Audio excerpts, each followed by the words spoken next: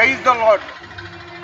ఈరోజు జూన్ 14వ తారీఖు 2025వ సంవత్సరం శనివారం.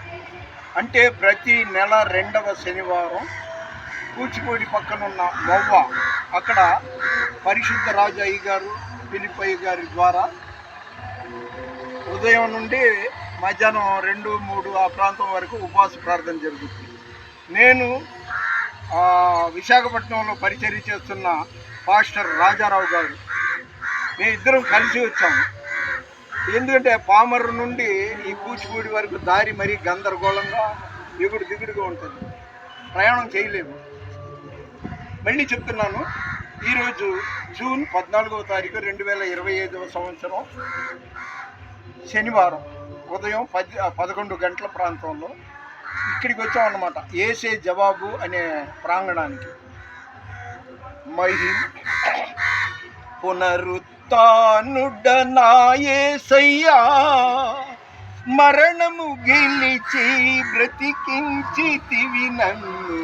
పునరుత్థానుడనా యేసయ్యా, మరణము గెలిచి బ్రతికించితివి నన్ను. స్తుతి పాడుచు నిన్నే ఘనపరచుచు ఆరాధించెదనిలో దీవించుచు. స్తుతి పాడుచు నిన్నే ఘనపరచుచు ఆరాధించెదనిలో జీవించుచు.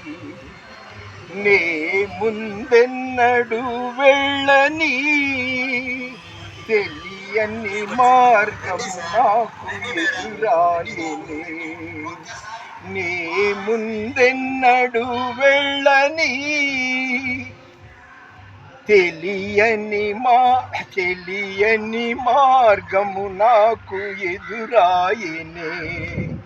సాగిపో నా సన్నిధి తోడుగా వచ్చునని నా. సాగిపో నా సన్నిధి తోడుగా వచ్చునని నా.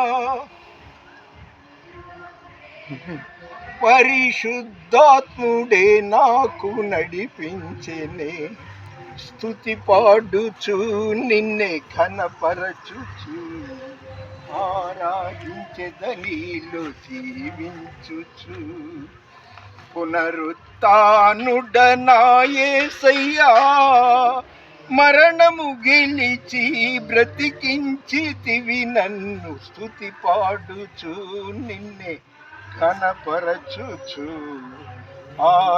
ఆరాధించెదనిలో జీవించుచు. చెరలోనైనా స్తుతి పాడుచు మరణము వరకు నిన్ను ప్రకటించెదా.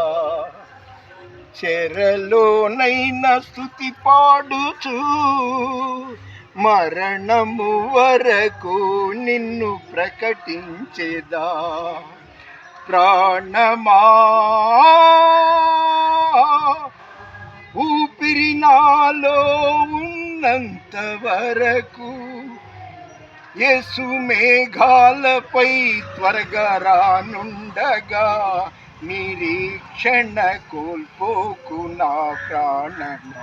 యేసు మేఘాలపై త్వరగా రానుండగా నిరీక్షణ కోల్పోకు నా ప్రాణమా.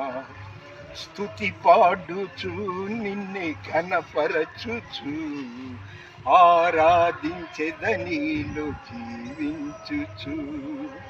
పునరుత్థానుడనా యేసయ్యా. అవునండి, దేవునికి ప్రియమైన వారలారా, ఆయన రాకడ చాలా సమీపంగా ఉంది.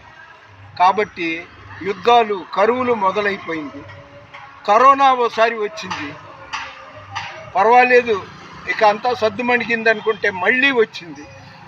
అలాగే విజయవాడ ప్రాంతంలో పెద్ద వరదలు వచ్చింది ఒక 7-8 నెలల క్రితం. ఎప్పుడు ఏం జరుగుద్దో మనకి తెలియదు. నోవాహు కాలంలో తినుచు త్రాగుచు పెళ్ళికి ఇచ్చుచు అనేక రకాలుగా వాళ్ళు బ్రతికారంట. నోవాహు ఆయన కుటుంబం మాత్రం ఆ ఓడ కట్టడంలో దేవుని ఆజ్ఞ మేరకు ఓడ కట్టి అందులో నివసించారు. ఇవన్నీ ఎందుకు చెప్తున్నానంటే ఏ క్షణం ఏం జరుగుద్దో తెలియదు.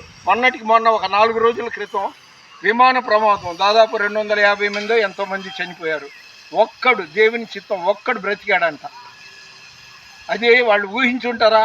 మనం విదేశాలు వెళ్తున్నాం అది ఇదని సంబరపడి వేలాది రూపాయలు, లక్షలాది రూపాయలు ఖర్చు పెట్టుకుని ఉంటారు. అలాగే మొన్న మన ప్రవీణ్ పగడాల గారు ఎంత మంచి దైవజనుడు.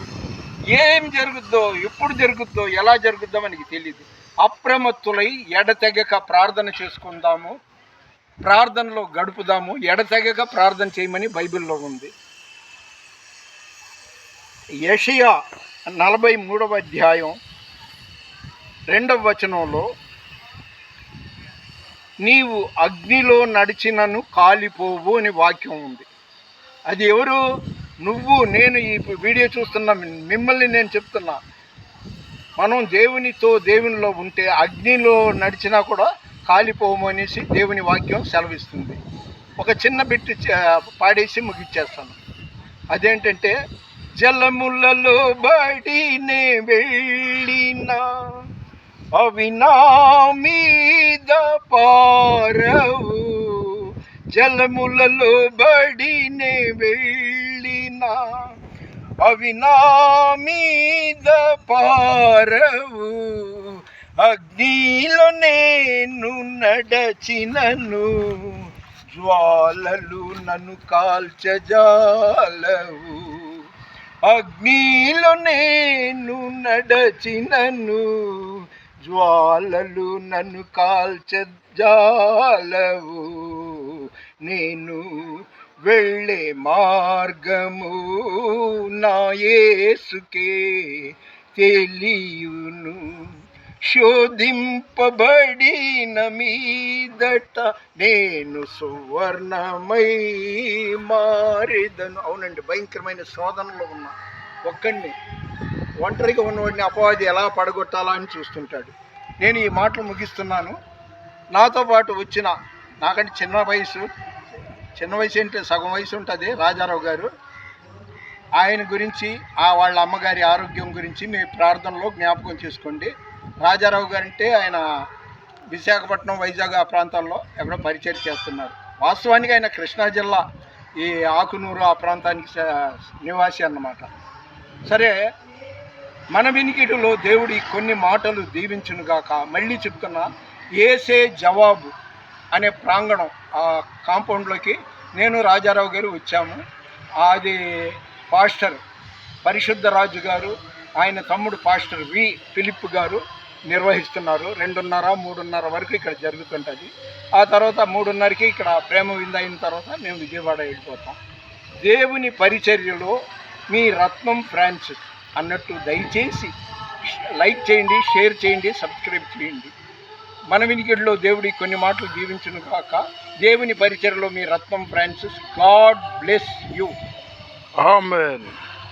బోలో యేసు మహారాజుకి జై. హల్లెలూయా. ఓకేనండి.